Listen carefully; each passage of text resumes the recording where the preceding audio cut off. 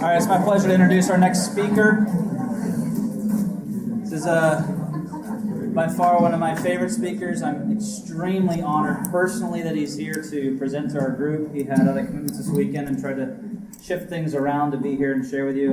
And I just said to him, he's like, what do you want me to share? And I go, our field, our movement just needs to hear from you. In chiropractic, you'll find people that influence and impact you. There's some people that impact you to a very high degree. You're about to be impacted. It's not possible to not be impacted by the speaker. Yes, he's been chairman of councils and written all kinds of models for how organizations flow and function, and he's the peacemaker, one of the biggest peacemakers in our profession. He's taught me so much about the political game and how to just navigate through with truth and purity, and he's kind of like he's like my Buddhist monk mentor. I don't even know how else to say it. It's kind of just a fantastic guy, Dr. Robert Brooks.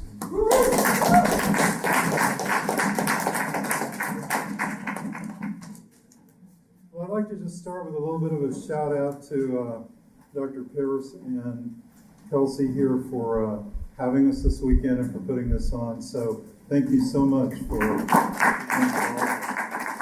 really appreciate that. Stan told me I could just say anything I wanted to, so I don't know whether just to sit here and tell stories or whether to actually do the presentation. I have planned, so I'll give you a couple of things. Number one, this is an upper cervical hotel. I'm on the 7th floor. I have to come above down to get here. So I kind of appreciate the idea of being in an upper cervical hotel. But I have quite an extensive history in chiropractic, and I think I may be the senior in the room because I matriculated Palmer in 1963, so I'm like 55 years in chiropractic. Anybody ahead of me in 55 years here in the room? Okay, so I get to be the wise old grandfather. I graduated Palmer in 1970 because I needed 2 years of liberal arts to get back into Oklahoma to practice. But chiropractic, like most of you in this room, it's been my life. And I graduated from Palmer and I became a DE team speaker in the 1970s. And I was seeing close to 200 patient visits a day doing segmental work in a small town in an office that was, I think, probably 750 square feet. So I have that history behind me. In 1975, December of 1975, I had just spent 3 years seeing, again, more than 150 people a day. But I was not happy because I'd been laying awake at night reading B.J. Palmer's Green Books. And I thought there's got to be a better way to take care of his spine than what I'm doing. So when I closed that practice, what I did in December 5th of 1975, I saw 168 patients. I turned around, locked the door, and walked away. Okay? Now, a few years later, I went back into that small town to clean up the mess I'd made, so that's a whole nother story. But starting then in 1976, I actually took 42 different technique courses. And I went to 8 chiropractic college libraries and bibliography, over 400 books on chiropractic and the spine. So that's kind of how I do things. And so if that'll give you a little bit of a clue. And then when I ran into Dr. Ralph Gregory in Nuka, he was the first person that I'd been to a seminar with, and I asked a question about something biomechanical, and his answer was, I don't know. It was the first seminar I'd been to where somebody knew what they knew and knew what they didn't know and weren't going to cross that line. It was the highest amount of integrity I'd ever seen in chiropractic. So for the next 5 years, being who I am, I try to prove him wrong. And I'm still laughing about that today because I couldn't. Everything that he presented, he'd spent 5 years developing before he would even talk about it, before he would present it to a group. So that was my background in upper cervical chiropractic. So when I reopened a practice, and I had actually gone to Lubbock, Texas and spent 2 weeks with Bill Blair. And so I had, a pretty good understanding of what different people were doing. But in that understanding, what I didn't have when I started my quest was a picture big enough that I could understand how everything works. And so again, what I want to share with you today is a little bit of what it took for me to understand how everything works. So I'm just going to go into this. By the way, I'm going to title this presentation not just the evolution of chiropractic techniques, but that service is enlightened self-interest.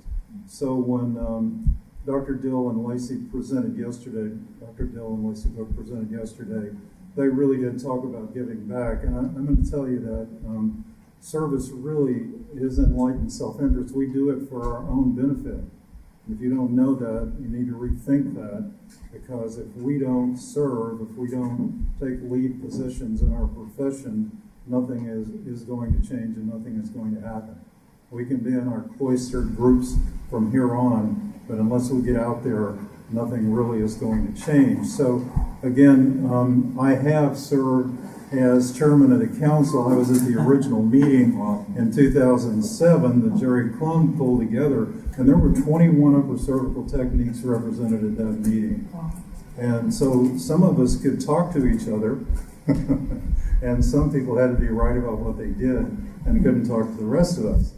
And so this is a planning session that we did in Tulsa, Oklahoma in 2010, and I'm sure you recognize some of the characters here. It's that Vanya just behind Julie Mayer Hunt. It's Darren White, a Blair practitioner, and then of course our lovely Dr. Stan and Sean Dill.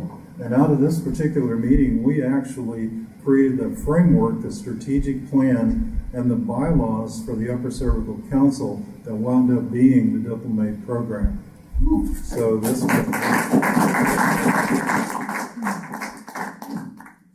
So I want to start this presentation because I think it's really important not to lose sight of this. Now, this is an old Sid Williams, an old DE term, nothing is bigger than life. But you know, we live in an era when people are doing genetic engineering. They're doing stem cell injections. They're doing all kinds of things to modify us as human beings. But you know what? No one has yet created life. And we need to remember that. We need to remember that nothing really is bigger than life. That's the foundation that all of us have in chiropractic. And it is that manifestation of life and that evolution of life through each of us individually as human beings that allows us in chiropractic to recognize these two principles. And these principles are so powerfully inherent, not only in chiropractic, but in our culture. And we've had a lot of people talking.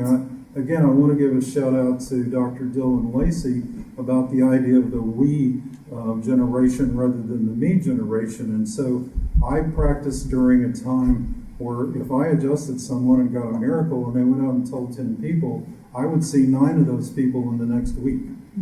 That would happen. Now that was in the 80s and even into the 90s.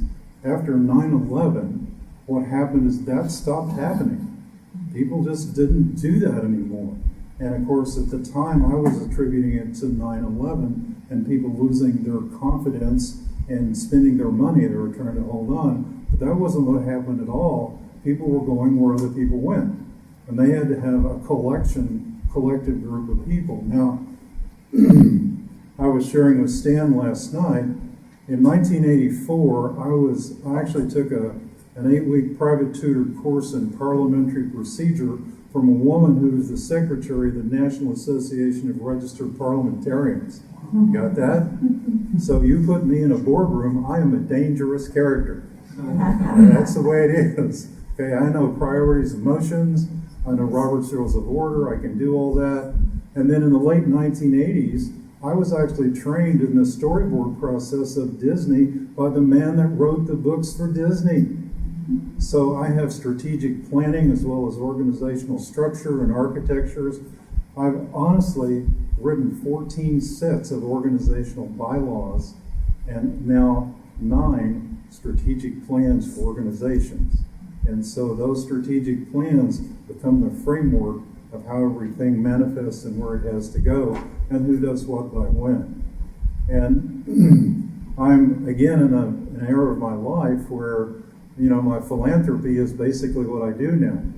And just as of last Monday, I happen to be the project manager for a new upper cervical study, including 4 upper cervical techniques based on some salivary markers for the immune system, okay?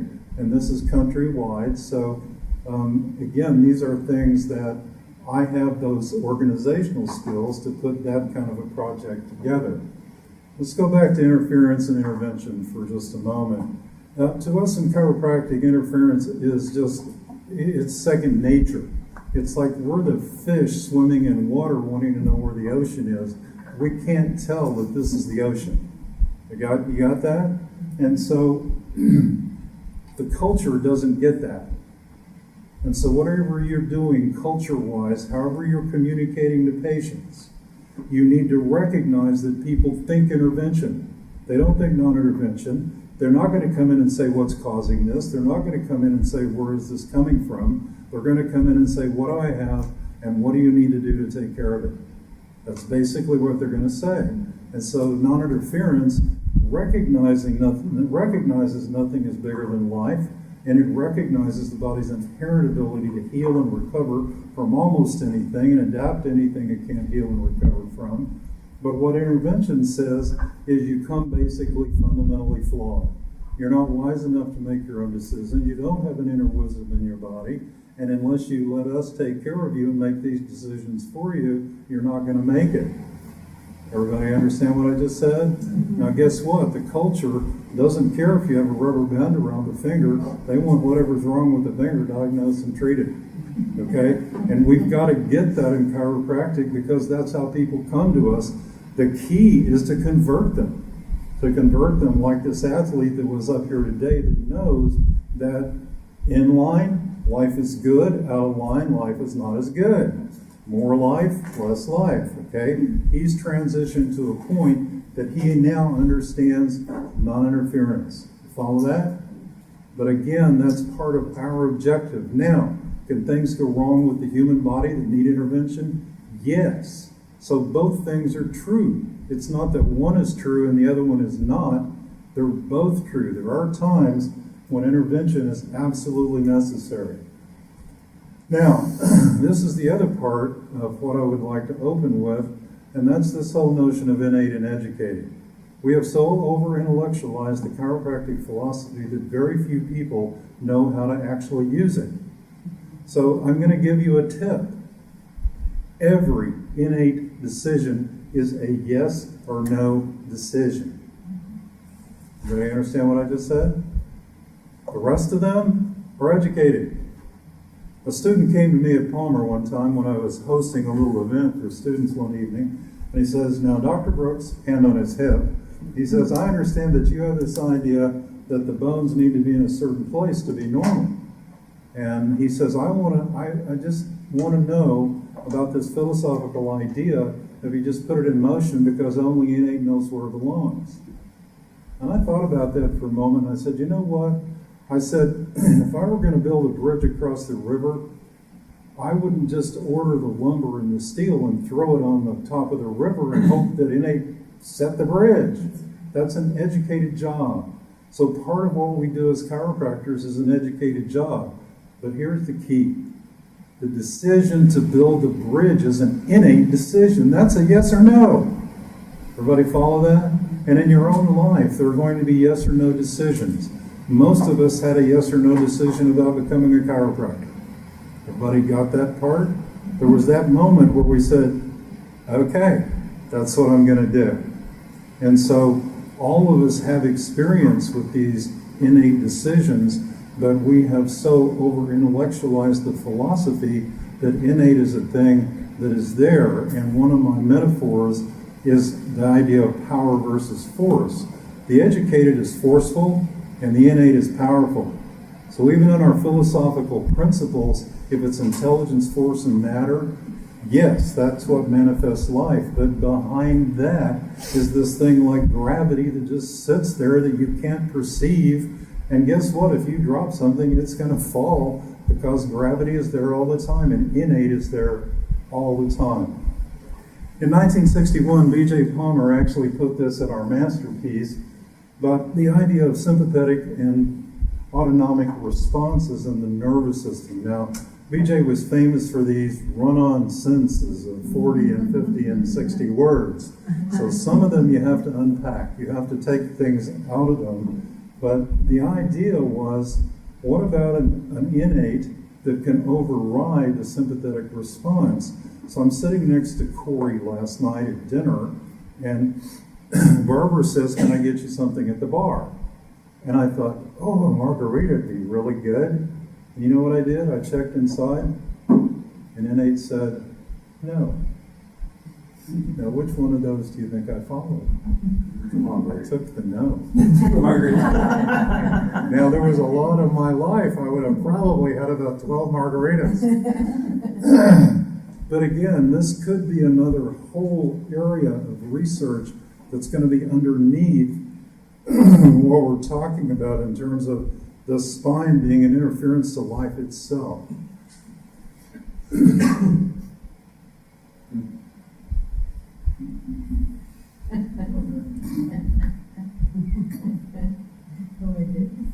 It's never not in the room. It's there all the time.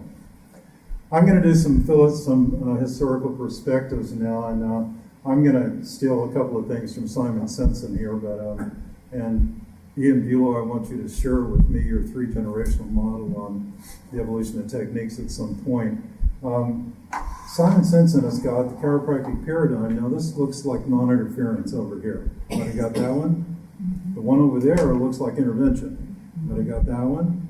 Now, the problem is both things are true, so some of the people in our profession have sat in the middle.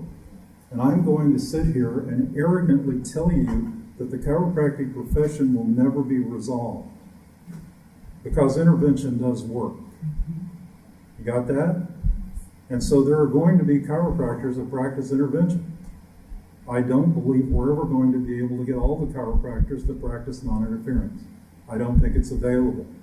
But I think as we get smarter on the intervention side, we get smarter on the non-interference side, then that opens the door for us to really know what we do and what we need to do. So again, this is Simpson's kind of philosophical model, and there are a lot of people up here that actually, just a couple that I knew personally, but this was kind of the train from that in non-interference model to the medical model, and then the people in between. And of course, this is where he gets really detailed into this, and so I'm not going to, again, bore you with a lot of this detail. But several models evolving over time have described this spinal misalignment or subluxation, and BJ was actually present from the beginning. It's interesting that so much of this came through Palmer College, when it was DD or even when it was BJ, and we're still discovering confirmation on all the models, but this is really how we evolved to upper cervical chiropractic. So the chiropractic founder, D.D. Palmer, believed restoring the alignment of the segments restored normal function. That was our foundation. Now, where did he come from to there? He came from energy, life force. Okay? If there was something disrupting the life force, there would be problems in the body. So our underlying principle in chiropractic is that nothing is bigger than life and what's interfering with the life force. And practicing as a magnetic healer, he was moving life force around. So I'm going to even start now. Do you think moving interference to life force help people? Yeah. Moving energy through the body, does that help people? Yes. Okay, now we've got it narrowed down to the alignment of the spinal segments. So, controversy. Even among the first students, misalignment versus approximation. Now, approximation just means the joints tightened up and locked. It doesn't mean they were misaligned in relationship to each other. And then the controversy was, is it the muscles holding the bones out of place, or the bones unbalancing the muscles? Motion and percussion believed are restoring normal motion to the segments. So thrusting and percussing actually had a beneficial effect on people. Everybody with me here? So Alva Gregory was the guy that moved to Oklahoma City, and Dee Dee went down there and they established a school together later. Degeneration and traction, did you know that the disc actually became a part of the picture at one time because this fellow, Salon Langworthy, a 1901 Palmer graduate, who actually wound up founding a school of his own, but he thought that stretching and traction to open up the disc spaces was the answer. It wasn't bones that were misaligned. Okay, you guys see how we're evolving here? How we're developing these different ideas? Oakley Smith rejected the bone pinching concept. Now, Oakley Smith, as a student of BJ's and working for BJ Palmer at the school, would go to the butcher shop and buy segments of a cow's spine and very delicately dissect the intervertebral foramina. And he was totally convinced that the ligaments in that foramina were what created the neurological involvement, nothing else. And so he called them ligotites and founded nephropathy, trying to distinguish himself from the subluxation concept of chiropractic. So then nerve tracing comes along. And so the idea of nerve tracing about where the different nerves go. And I really enjoyed the presentation on the distribution of the cranial nerves. And so to have people test these things in sight and smell and auditory, and yeah, as a part of just a history or an exam for people, very powerful thing to do. So, heat from the affected area back to the spine. Now, one of the things a lot of people don't know is D.D. Palmer was so proud of this that he thought if you use an x-ray, you were mixing. You could only do this by hand. Chiropractic, done by hand. Okay? Hot boxes. BJ called them hot boxes. Okay? And they began to systematize that particular thing. So James Weiser, co-founder of the Merrick system, and all of you should know the three nerves out of the neck into the head, and the one into the muscles of the neck, and the three nerves down the arms, and three nerves into the legs, and all the nerves into the body cavity, all the cranial nerve distributions. I mean, that's our belly wax. So vertemirs and stomach could be helped by adjusting T6, sinuses by C2. So that was a system, again, that was evolving. Now, the use of X-ray started in chiropractic in 1910 before it was used almost at all in the medical profession. Chiropractic almost fundamentally pioneered the use of X-ray for imaging in the human body. So, again, D.D. Palmer thought that if you took an X-ray, it was mixing because it wasn't done by hand. Universal College was founded over this issue. Then the idea of majors and minors. And the idea of majors where you would have a subluxation and a compensation, and you would adjust the subluxation and the compensation would clear, but if you were adjusting the compensation, you would never get it to stabilize. So Clarence Gonstead graduated from Palmer in 1914, and guess what they were teaching in 1914? Vertemirs, majors, and minors. Clarence Gonstead's seminars, when I took them several decades ago, were still teaching exactly the same thing he was taught at Palmer College in 1914. Is this helping? Is this going too far back? Okay. So the idea of majors and minors then began to develop, and so that was another way to look at and potentially correct the spine. Now, when I was doing my research in the late 70s, Dawson Evans had already passed, but his brother Ben was still alive. So I actually tracked Ben down in this small town in Iowa and talked to him about how Dawson brought instrumentation into chiropractic. And in World War I, they were using thermocouples to evaluate whether or not a soldier's wound was infected. Did you know that? And so the heat readings in chiropractic side to side were then a development by Dawson Evans and B.J. Palmer to see if one side showed more heat than the other. The idea being if there's resistance to the nerve impulse going through, that it would actually create a heat reading. Okay? But this was the foundation of thermography in the chiropractic profession. And of course, neurocalamity, again, just notice how all of these different ideas that have come along have created splits. And I'm one of those people that I really don't like it when chiropractors shoot themselves in the foot. I don't like it when they disagree over some fundamental issue and found their own group. You know that, and when we eat our young, that's beyond me.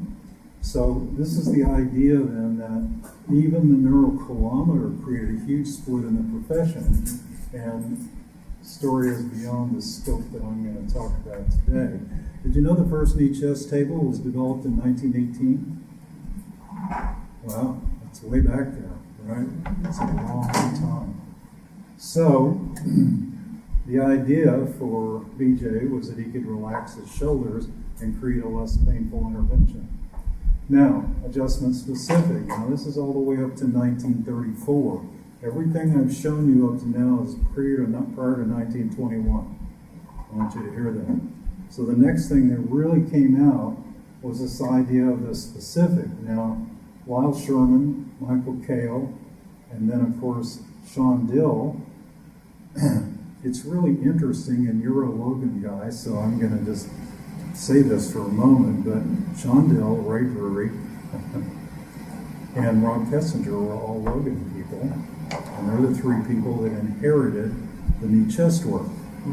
And so one of the problems we have in organizational structure is all groups and organizations evolve through stages. There's anarchy. Somebody comes to power as a monarch. The monarch dies, and then the aristocrats, the ones that are left, fight among themselves to try to remember who said what to whom and who's right about what's going on. Okay? So knee chest has been the more difficult of the procedures to integrate into the council, because if we honor Sean Dill, Drury and Kessinger won't play it. If we honor Kessinger, Drury and Dill won't play it. It's like ridiculous. You know? Guys, please help us get this together. So the idea of a specific, and this again, Dr.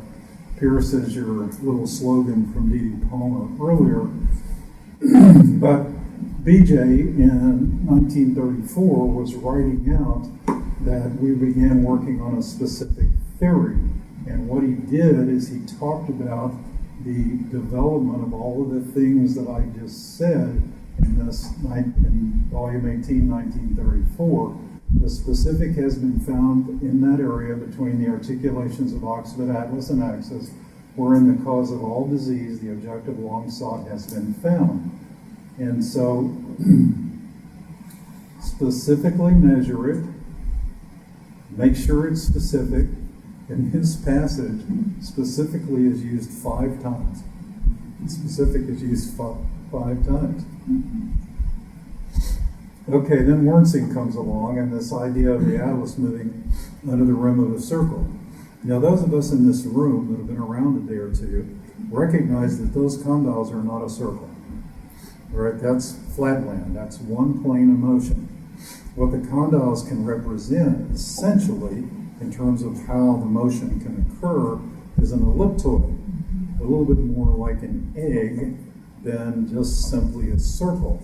And so the idea of Bill Blair slipping and tracking on those condyles that Dr. Bulow so beautifully gave to us, and then of course the notion of the malformations of the structure above and below that are going to be really significant as we go through orthogonal as well as articular perspectives of upper cervical chiropractic. Now the wedge analysis, I feel that Al Wernzing is working along the lines that our research should largely take, that is, more scientific methods of taking and wasting spinographs. As you know, the result depends almost entirely on the right analysis, far more than expert adjusting. Even a clumsy adjustment on the atlas in the right direction is far better than the most expert adjustment in the wrong direction. Okay? Now, this conversation already existed. This is in the 1940s. Okay?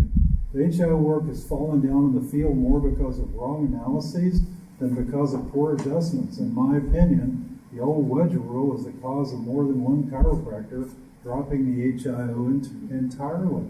It's probably not quite fair to say because of the wedge, but because the average chiropractor doesn't think beyond his first impression and jumps at conclusions. I mean, this is the stuff that actually was out there. Now, this is a Palmer X-ray set up in 1945, and in B.J. Palmer's research clinic, I want you to know that what they did is they had two divisions. They had the medical division and they had the chiropractic division. You went to the medical division to get all your diagnostic testing done. There were 128 forms to fill out in the medical division, measuring all kinds of things. Okay? And in the X-ray portion of this, B.J. Palmer, by the time the research clinic came into being, was looking at 27 X-rays of the spine. 6 of those were stereoscopic views, so that he was already looking at the spine in 3 dimensions in the late 1940s. Electroencephalogram neuromagnetograph. Now, it took me a while to get my brain to actually say that word, but what it was is it's an early form of an EEG machine, and I don't have any of the other pictures where they're actually putting probes on people, but they were still trying to measure the nerve impulse from brain cell to tissue cell, and they were trying to do that before and after spinal adjustments at that time. 3 chiropractors working by BJ's research clinic. I want you to see who these people were. One was William Blair, one was Lyle Sherman, and the third one was Tom Elliott, Sr. Now guess what? Tom Elliott taught for Grostic, wound up being a founding board member for NUCA. Lyle Sherman took upper cervical to Tom Gilardi, to Michael Kale. Okay, you're starting to see this? And Bill Blair. Now, I tell this story quite often that in my travels in the late 1970s, one of the things I did, because I actually had the block on my Jaguar cracked at the time, but I hitchhiked to Lubbock, Texas from Tulsa, Oklahoma, and I checked into a Motel 6, and on Monday morning I showed up at Bill Blair's office and said, I'm a chiropractor and I really want to know what you're doing. And so for 2 weeks, I stayed with Bill Blair in his office in Lubbock, Texas, and he was showing me then adjustment after adjustment. And his recovery room, his resting area was, I think it was either 15 or 18 cots that he would have in there. And he showed me how he took all of his x-rays. He talked to me about how the slipping and tracking idea first came to him. He was in his living room and a grandson had a plastic car with those little with the wheels that have a little metal axle in them, and evidently somebody had stepped on one of those axles that had come out from under the car, and what he saw doing this, and that was his first idea of the whole slipping and tracking of the Atlas mechanism. Now, Bill Blair hadn't taught a course in 19 years, and I called my good friend Guy Riekman, who was practicing in Kansas City, and he and I enrolled first Blair class that had happened in 19 years. Okay, when Guy Riekman went to Sherman with Joe Felicia and Reggie Gold, he took Blair to Sherman. And so some of you in this room, most of you who are orthogonal based, that there are some people that have actually are practicing that to this day. So again, in the 40s and 50s, providing patient care.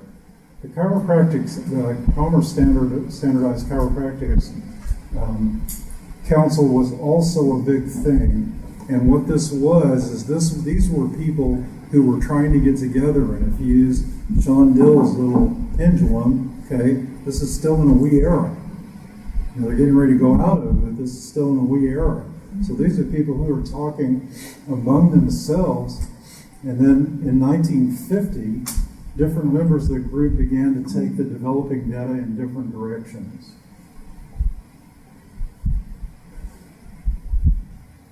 For years, it served its purpose in referring patients for specific upper cervical care. It was instrumental in research development, a wonderful study group, represented a real milestone. Would that it still existed today would do much to unite the profession on the principles and the practice of chiropractic, which actually today certainly sounds a lot like the Upper Cervical Council. So again, DC's in this room. If you're not a member of the council, the DC membership is $168 a year. Students are $50. I do highly advocate that, because this is a group of people that are talking to each other and not at each other, but they're actually talking with each other. Okay, from the glory going on, a lot of people then said that in the later stages of chiropractic, we went back from our understanding of upper cervical to adjusting other segments of the spine. And I put this passage in here because once you locate and correct the subluxation, then all inferior readings in this location, after this consistent period of time, it does not check out one or more below, then they may be corrected. And so this is, as far as I can find, the reference to the idea of adjusting segmentally below the atlas, even in this particular day of time, because this came out in 1961. All right, one of the members of the council was John Grostic, unsatisfied with the methods of analysis of the HIO work, began to investigate ways to make analysis more accurate. Researching together with Gregory, the seeds of a new technique began to grow. First Grostic class was given in 1948. So I've had some conversations with Dr. David Mayer, who was in some of these first classes. And these are photos from the Grostic era. These are very interesting photos because here's Gregory and Grostic sitting there on the front row. And the Humbers are in here. Then again, another group from the Grostic era. And then this is when it was probably at its peak, at its pinnacle. And so I do have the names of the people on here. So we've got John D. Grostic, Jim McAlpine, we got Bert Pierce, Sr. and Jr. I mean, there's this person after person that was engaged in the upper cervical work through Grostic's calculations and orthogonal-based correction systems. So NUCA was founded in 1966. John Grostic died in 1964. So these are some of the people that have actually been leaders in the NUCA organization. I'm going to take a moment, and I'm going to do this to encourage EPIC as well as some other organizations. I was called in 1991 to do a planning session for NUCA, and our seminars are bumping in the range of 60 to 80 people. My organizational background knows that organizations function in multiples of 60. Okay? And I said, you want to have more than 60 people at your programs, you're going to have to change your structure. So they brought me in, we did a planning session with the leadership of NUCA at the time, dealing with the NUCA aristocrats, and I was able to get them to change the structure, and sure enough, within a year we went from 60 to 80 to 120. Okay? So that lasted for a while, but they were thrilled with that, but it was more work. So nobody liked it, necessarily. And then one of the things I've always done in organizations is I left behind an endowment fund. So by 1995, I had passed a motion at a NUCA board meeting to create an endowment fund based on 20% of the annual dues that came in, so that we would have an endowment fund for NUCA. Now, we didn't fund that for about the next 3 years because we went into a period where the cost of living had increased and our membership hadn't increased, so we didn't have the money to fund it. But about 2000, 2001, we started funding it, and now in 2018, there's $600,000 in the NUCA endowment fund. You want to talk about sustainability. You want to talk about perpetuity. So I highly recommend, if your organization doesn't have that in place, it's one, and we didn't ask a single person for a single contribution. You hear that? We just managed our money differently. How many of you spend 20%, spend 80% and keep 20%? I mean, it's not an easy thing to do. It's not a good, easy thing to get people to agree to. But as soon as we did, we were able to put together that kind of an organization. So orthospinology and atlas orthogonal. I didn't necessarily know that Roy created orthospinology, and then when he split off, it became atlas orthogonal. I just learned that over this weekend, but these are some of the people that have been very instrumental in the Grostic work here in the South. So again, my pitch for the Diplomate program, I know Ian put up a different shot of the graduates, but this is from the graduation ceremony that we had in Davenport, Iowa for the first group of diplomates. And the next class actually is going to begin in April of 2019. Class 2 is currently being conducted. It will complete this year in December, so there will be a graduation and a symposium more than likely in June of next year for this particular class that's going through the program. And anyone that goes through it will probably tell you they learned way more than they expected, and it was a lot harder than they expected to make it through this. The exams alone are pretty tough. So again, there's a difference between being an ICA member and being a member of the council. And so the council membership, the ICA membership is $400 a year for doctors. The council membership is $168. So we have newsletters that we put out, so it gets you on a mailing list, it gets you on information that comes out from the council. And Barbara, raise your hand so everybody knows who you are. I think they did. It's my wife, Barbara, my support system and love of my life. So I'm going to see now if I can kind of wrap up what I've just given you in a little bit different way. So Ian, you saw this at the graduation ceremony, but the idea here, our beloved chiropractic began as a discovery leading to sacred principles as our philosophy, and then to our art and science. With each milestone, we've got to include the previous milestone and transcend it. So these little Polish dolls, to me, are a great way to actually conceive that picture. But including and transcending, we must do that with humility, because again, this I'll show you mine if you'll show me yours. God put truth in a box and poked holes in the box, gave us all a hole to look through. You know, none of us are seeing all of the truth, we're just seeing part of it. And the way we can see more of it is talk to people about what they're seeing. And then, of course, this is how we came into existence. The realization of the life force, then the realization of interference to the life force, causing a dis-ease, disharmony, and then magnetic energetic healing was our foundation. Then the discovery of the relationship to the spine and nervous system, the discovery of the structural interference to the flow of nerve impulses, unprocessed structural injury compromises the nervous system, and limits human function. Then we went through these stages: fixation, approximation, subluxation, numeric system, majors and minors, hole-in-one, Nietzsche, Spiller, and orthogonal, cranial cervical junction procedures. Now, again, what I want you to hear is all of these discoveries made at every one of these stages of evolution are correct. It's an error in judgment to think that they're incorrect. And so one of my founding principles is no one can be 100% wrong. Okay? None of us are probably 100% right, but no one can be 100% wrong. And so, to embrace this, so that when we make our corrections from the top, the real question is, did we get it all? Did we get it all? Or did we leave something behind? There are other kinds of interferences to life itself. I'm going to be as brief with this as I can.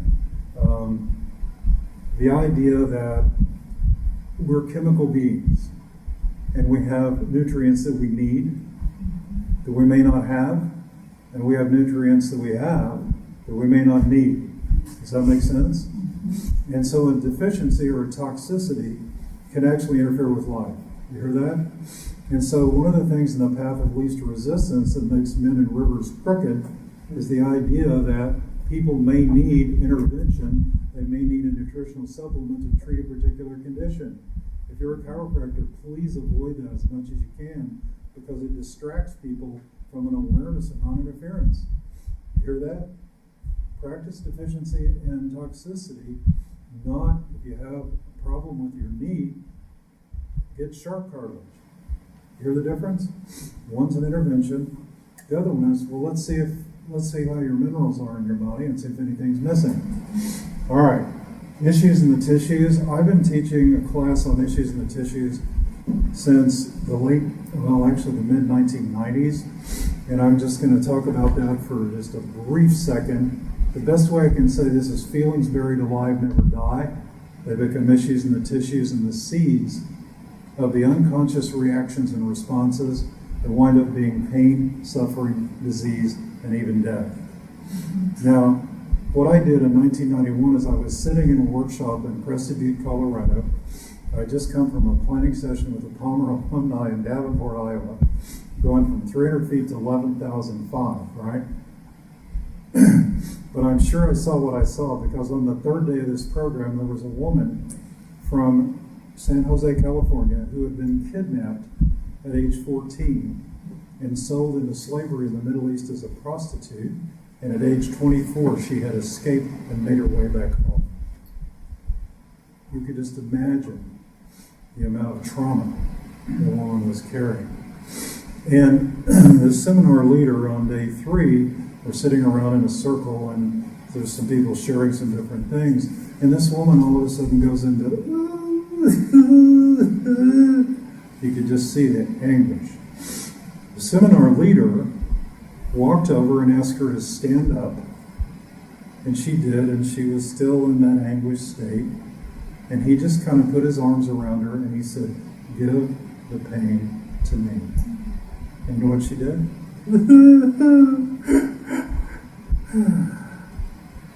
She released the pain. He didn't get it. You get that?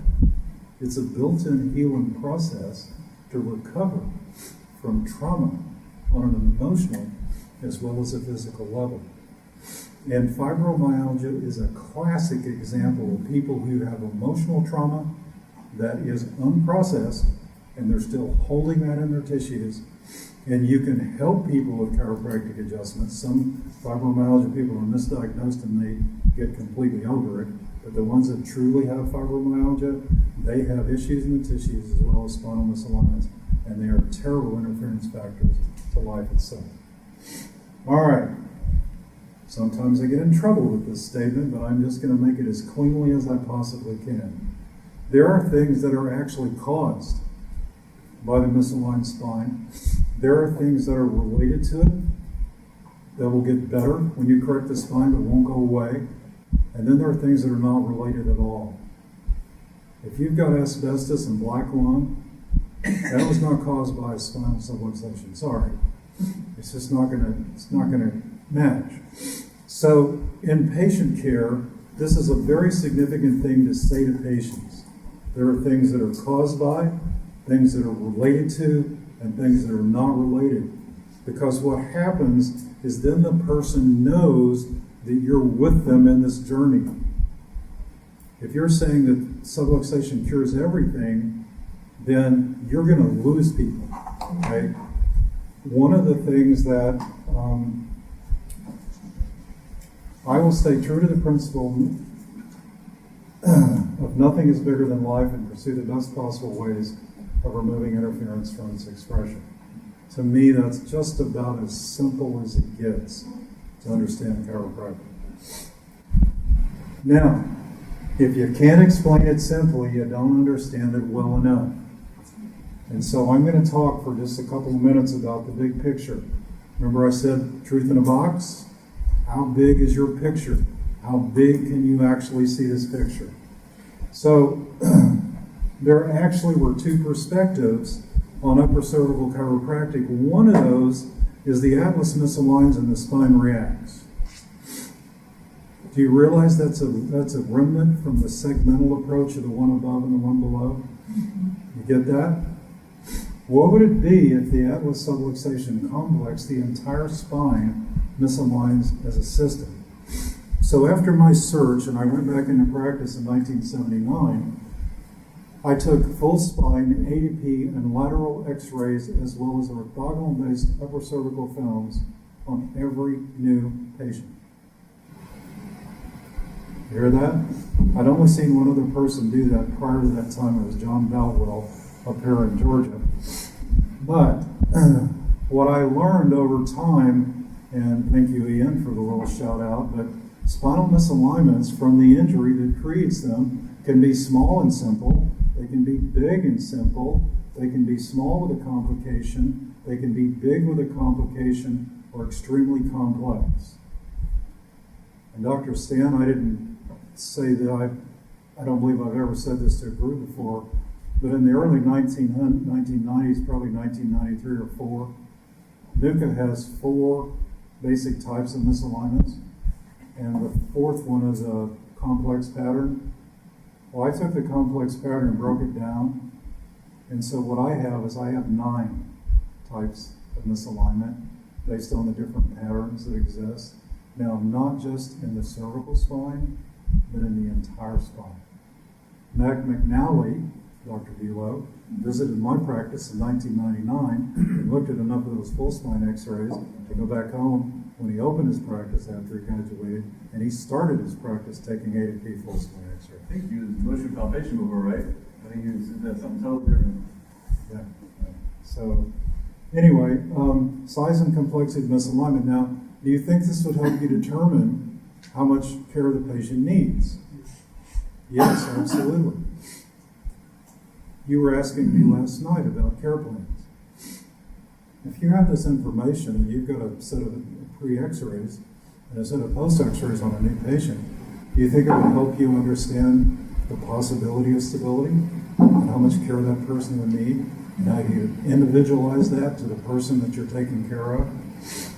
So, again, I'm famous for this, but I'm going to have everybody in the room stand up for a moment. This would be a picture of a spine from behind, okay?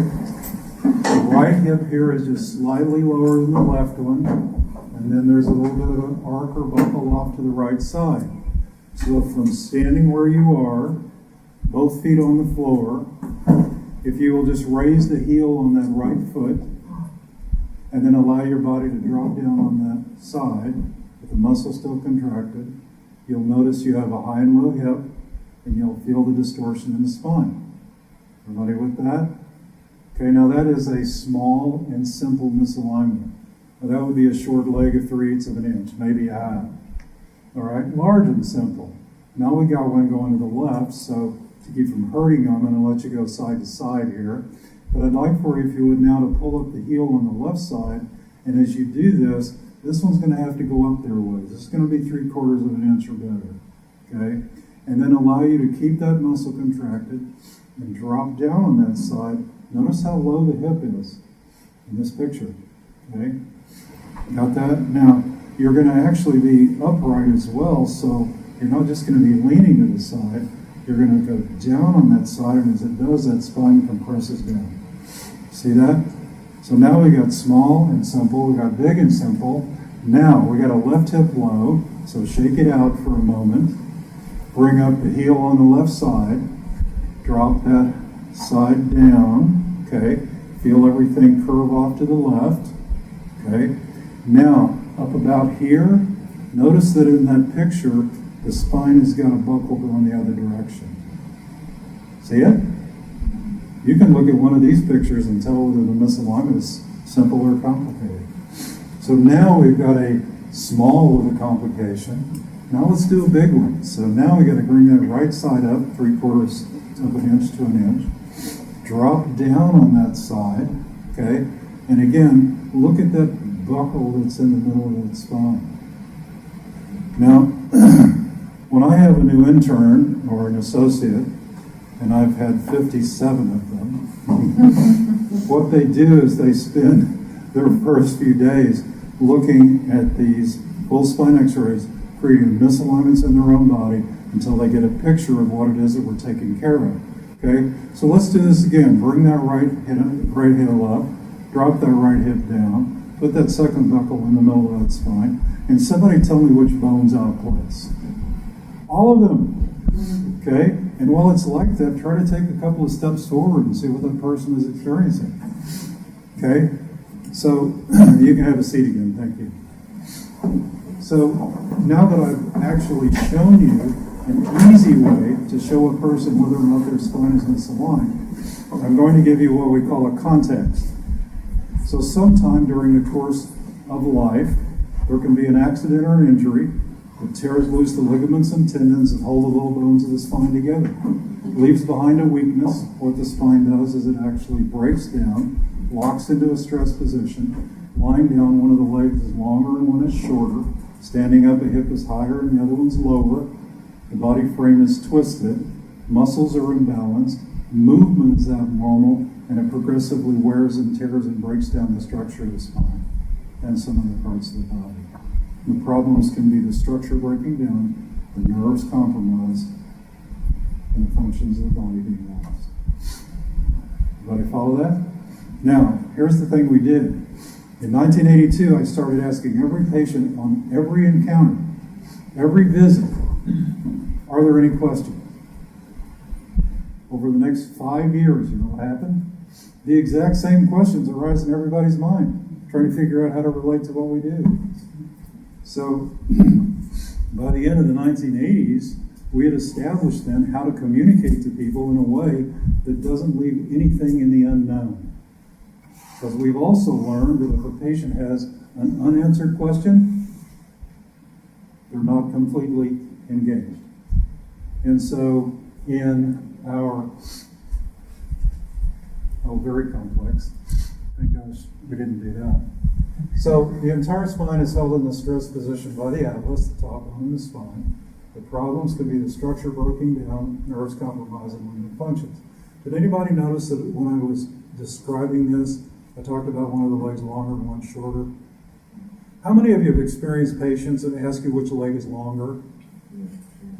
I mean, it's almost epidemic, right? Describe the misalignment of the spine as a longer and a shorter leg. And we all know the short leg is the one that's important to us, but the patient will relate to it better if you say long leg.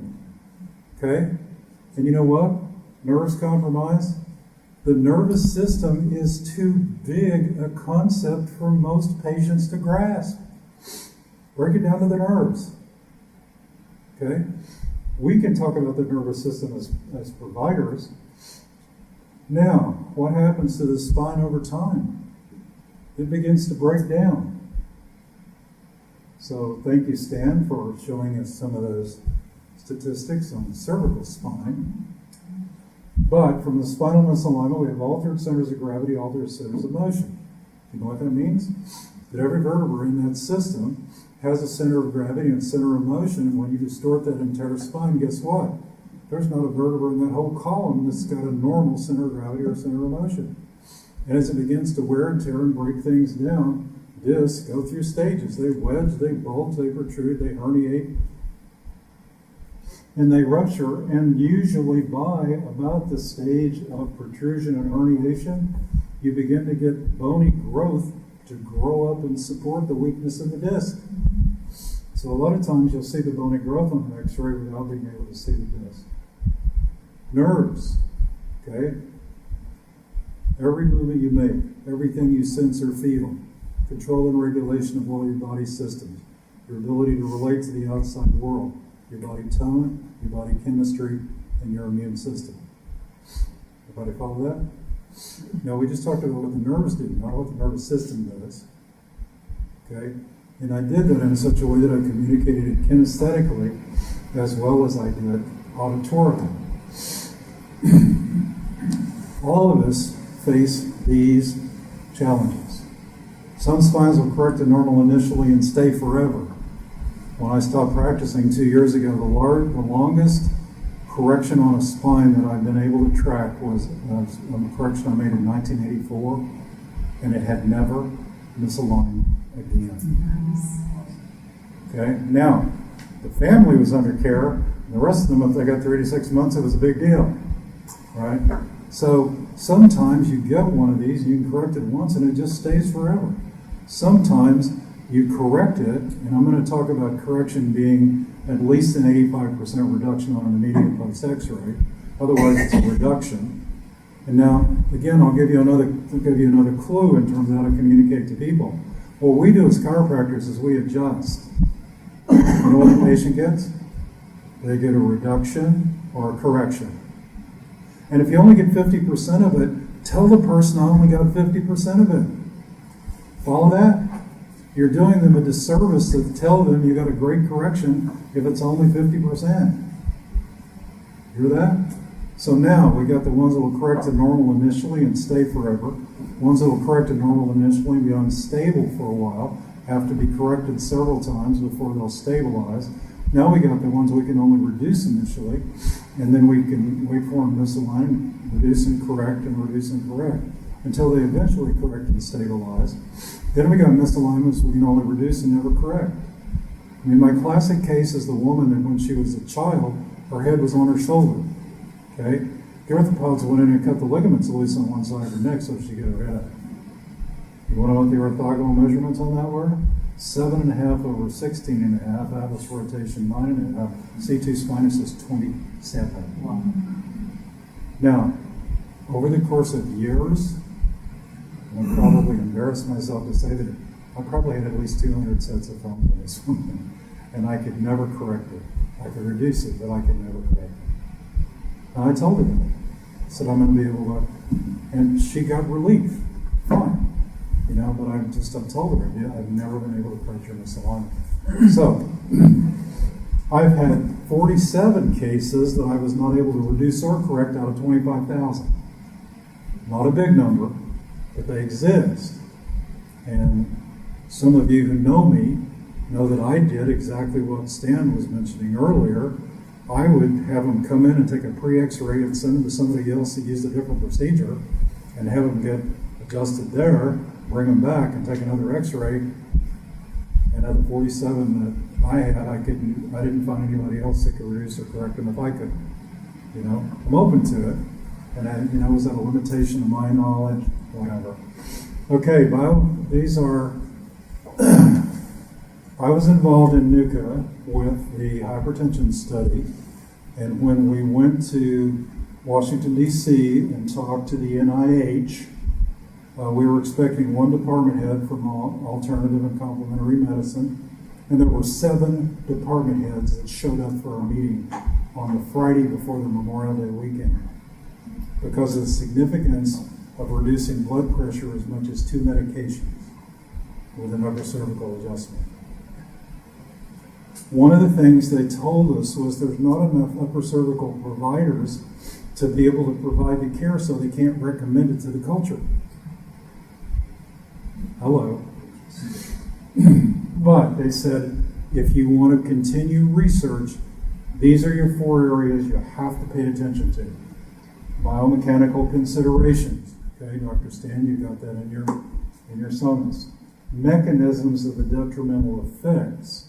Now, this is a dicey area because unless you're doing pre and post phase contrast MRIs, you're not going to have really a significant amount of information. Thermography is fine, but if you have pre and post phase contrast MRIs, and now you can see changes in the neural tissue, now you've got a different result. So thank you, Dr. Rosa. Effects of the ASC on health and disease and performance and quality of life. So, Dr. Stan, do you have an SF36 in your sonus? Not yet, Dr. Okay.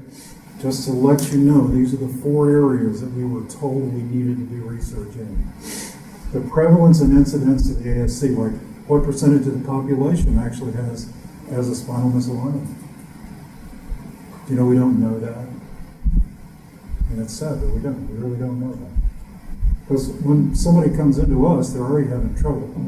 So we don't have a real cross-section of the population. If somebody comes to me with a spinal misalignment, I am dog-ass determined to correct it all the way to normal. I mean, I will do whatever it takes to get it all and to get it all the way to normal. Anybody hear that? So the art part of chiropractic is a lot about commitment. It's about what are you willing to do to take care of people. You know, how hard are you willing to work? What are you willing to put in the time? There was a woman artist in my city that did 9 of these paintings. And she titled the series of paintings, Women with Backbone.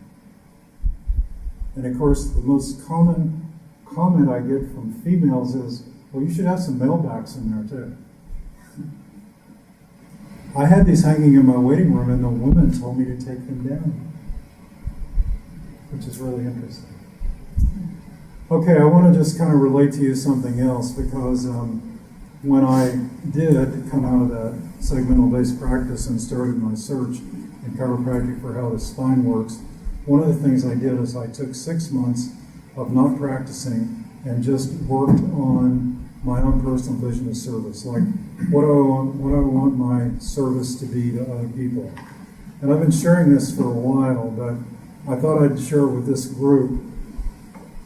So there's only one of these that was not written in 1977. To explore the relationship between and cultivate human awareness of the innate power and wisdom within each of us to provide abundant life and health, and the subluxated spine as an interference to life, affecting the nervous system and the physical, mental, emotional, and spiritual well-being of the individual. To restore and maintain the life and well-being of families by correcting the cause of current and potential health problems with chiropractic spinal corrective adjustments. To eliminate the need for unnecessary medication, surgery, and alternative treatments designed to relieve symptoms, covering up the true problem, allowing it to become worse, and preventing the body's natural processes of recovery. To support research and education to facilitate the search for the best possible spinal correction that will stay corrected for as long as the individual lives with as few spinal corrections as possible. And to share years of clinical experience with students and chiropractors who will provide impeccable patient care and live fulfilling and satisfying lives, exemplifying the non-interference philosophy inherent in chiropractic. How much time do I have? I'm good? Okay, so I'm going to do a couple of shameless promotions here for just a moment because I've kind of reorganized. As of February of this year, I'm in year 12 of congestive heart failure.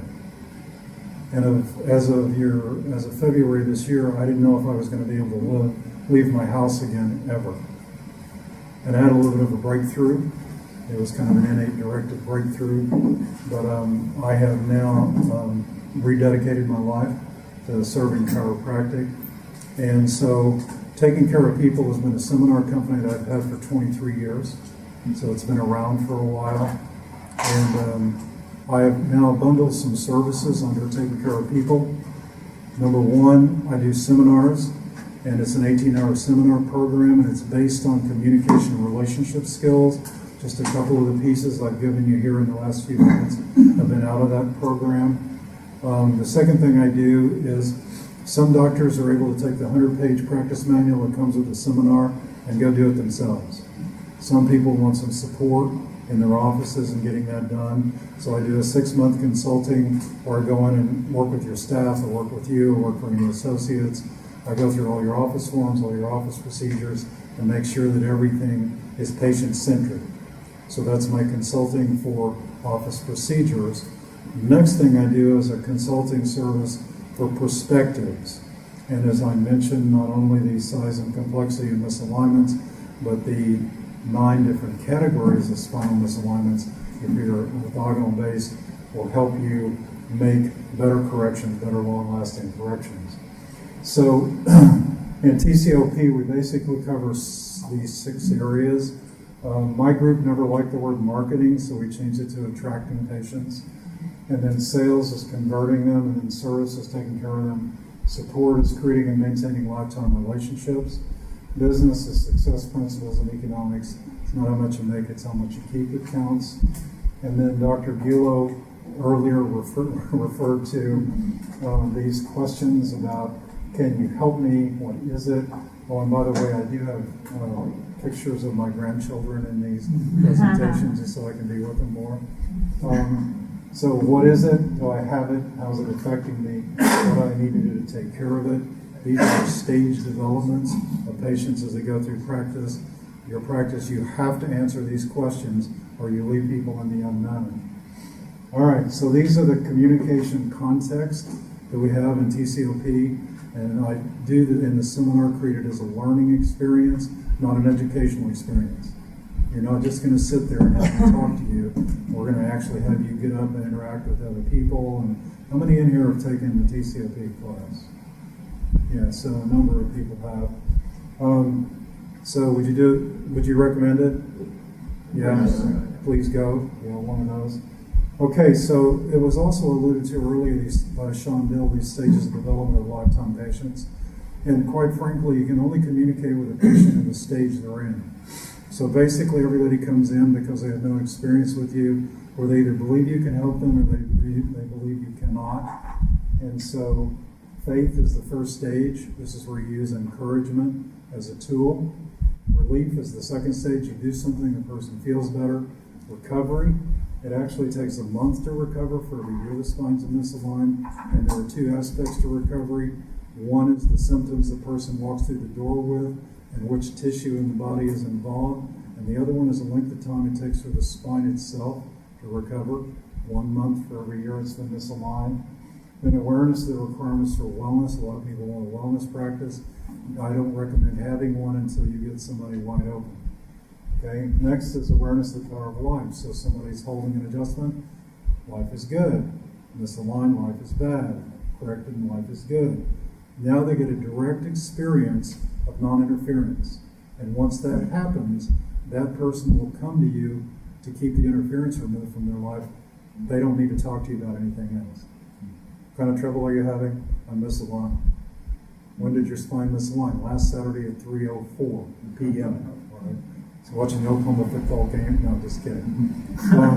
Stage 7 is that somebody who's made the decision to live a life of non-interference, and they're just they're going to change jobs, they're going to change relationships, they're going to start getting rid of everything that keeps their life from being full. Okay, next shameless plug. I happen to be currently the president of the Grand Council for Delta Sigma Chi. I mentioned I do have a history of organizational work. So this is, by the way, the 8th organization I've either been the president or the chairman of the board for. But we're recreating Delta Sigma Chi, and one of the things we're doing is we have a DC pledge process, so you don't have to be a student in school to become a brother of Delta Sigma Chi.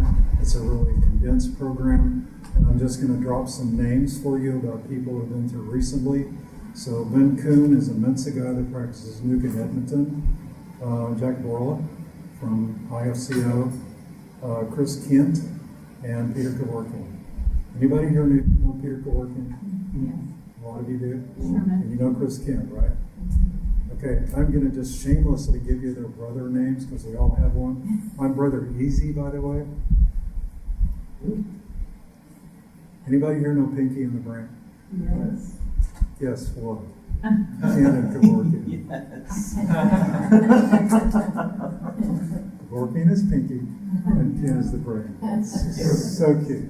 Anyway, we do have some information on Delta Sigma Chi, but we've recreated Delta Sigma Chi as a professional fraternity with value systems, and you can probably read this as fast as I can, but we actually are based on service, we're based on strength, we're based on commitment, based on accomplishment, and I think everybody is familiar with this quote. It takes me 20 lifetimes, I will do it. So, That was awesome.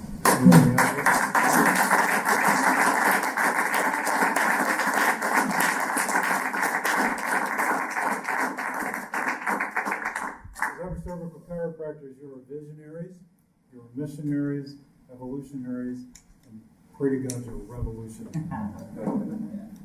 All right, so if everybody will stand up before we take this 10-minute break. Oh, lunch, okay. Stand up. I want you to find 3 people and shake their hand and say, thank you for all you've done in chiropractic. Just shake 3 hands and say, thank you for all you've done in chiropractic.